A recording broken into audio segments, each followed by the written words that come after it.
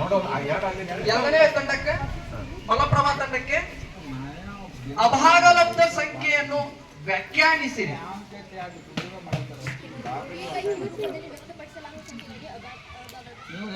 ಸರಿಯಾದಂತ ಉತ್ತರ ಈಗಾಗಲೇ ಕ್ಯೂ ರೂಪದಲ್ಲಿ ವ್ಯಕ್ತಪಡಿಸಲಾಗದಂತ ಸಂಖ್ಯೆಗಳು.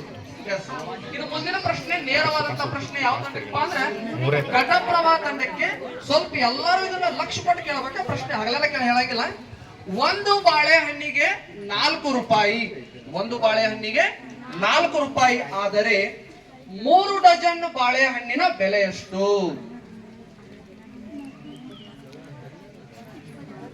ಒಂದು ಬಾಳೆಹಣ್ಣಿಗೆ 4 ರೂಪಾಯಿ, 3 ಡಜನ್ ಬಾಳೆಹಣ್ಣಿನ ಬೆಲೆ ಎಷ್ಟು?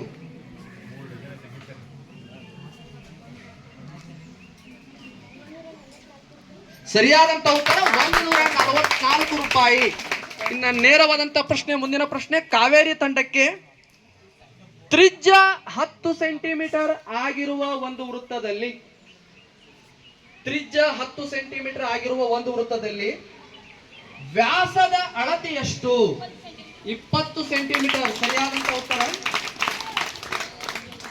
ನೇರವಾದಂತ ಪ್ರಶ್ನೆ ಗಂಗಾ ತಂಡಕ್ಕೆ ಕೇಳ್ಕೊರೆ 1000 ಸಿಎಂ ಕ್ಯೂಬ್ ಎಂದರೆ, 1000 ಸಿಎಂ ಕ್ಯೂಬ್ ಎಂದರೆ ಸೆಂಟಿಮೀಟರ್ ಕ್ಯೂಬ್ ಎಷ್ಟು ಲೀಟರ್ಗಳು?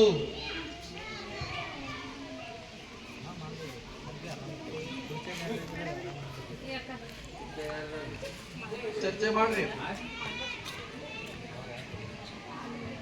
ಚರ್ಚೆ ಮಾಡ್ರಿ. ಉತ್ತರ ಹೇಳಿ, ಉತ್ತರ ಹೇಳಿಕ